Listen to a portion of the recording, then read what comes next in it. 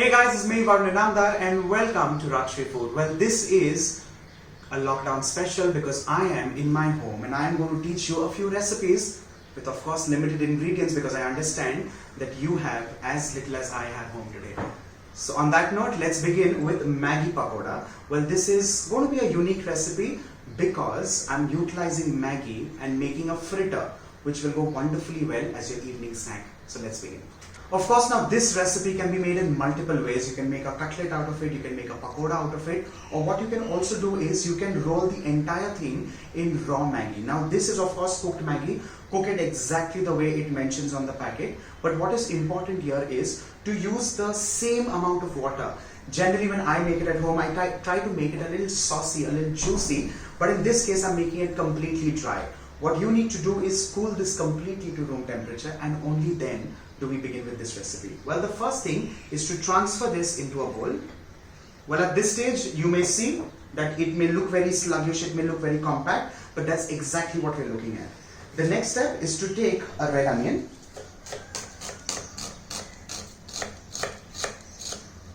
and chop it up.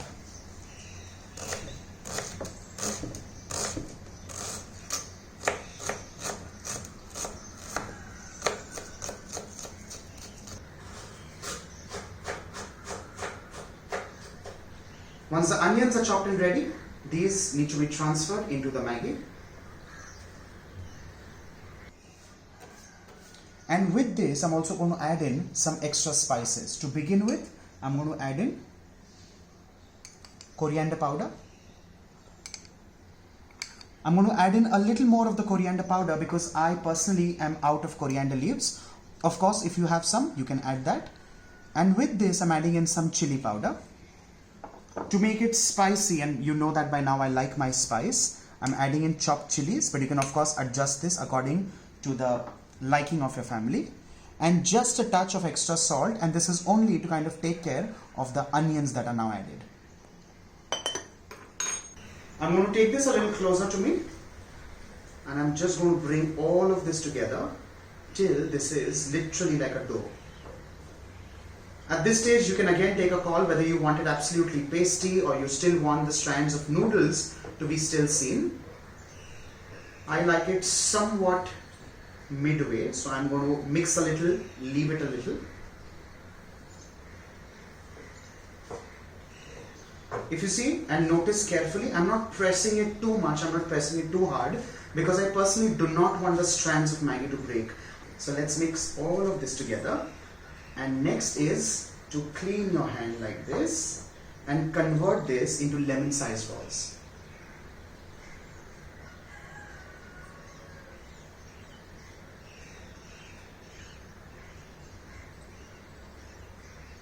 Like so. A little compact, a little pressure, just bring all of this together and that's about it. Similarly, let's start making the other balls as well. What you can do is, and since we're in a lockdown and we should kind of weigh and scale every little ingredient that we're putting to use, I'm thinking that we should actually just pat it lightly and pan fry this because in that case, you'll end up saving a lot of oil. And we need all those things because we don't know when this is going to kind of settle and when things are going to be brighter and better. So let's go a little more reserved when we use ingredients.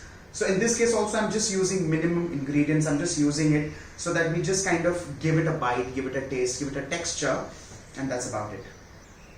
With a cleaner hand, just give it a little bit of a finish and that should be good.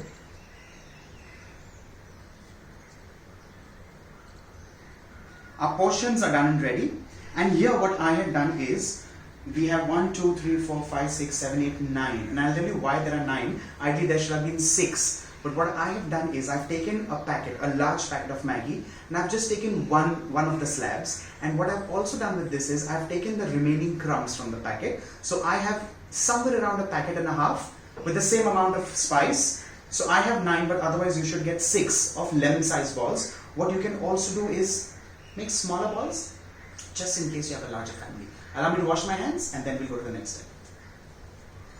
With this guys, I am back. Let's move on to the next step, and that is picking up these dough balls now and just pressing them lightly Well, ensure that there are no cracks as such. If there are any, just mend them, and that's about it.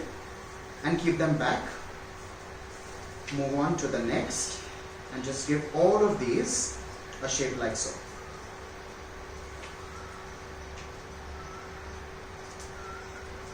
Now there are multiple ways of making this. You can of course make a cutlet, you can make like a pancake, you can actually make it a little bigger, make it like a pancake, or you could take this and you could deep fry this. For deep frying, again, you could roll this into some flour, or you can make a slurry with refined flour or corn flour, a little water, and then you can either roll this in poha, flattened rice, or you can also roll this in broken raw Maggi, which will also taste fantastic.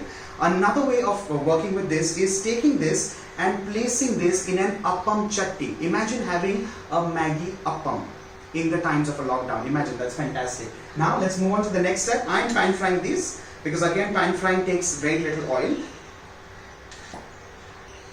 Okay. Just smear this all across the pan. And once the pan is kind of moderately hot, I'm going to place these little dough balls of pakoda or cutlet or chop, whatever you can call these.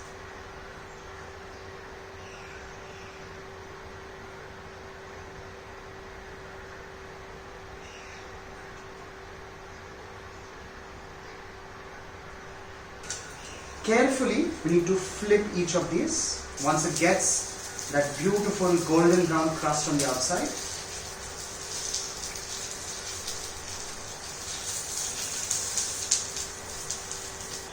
With this, our Maggi Pakoda or cutlet is kind of done and ready. But the next step is to take an absorbent kitchen paper and transfer all of these little beauties.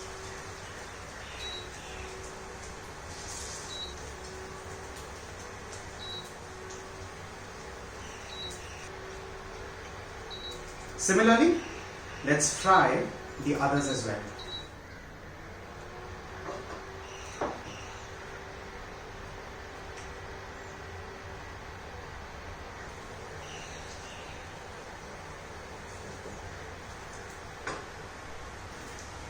With this, our Maggi Pakoda is done and ready, and this of course gets transferred.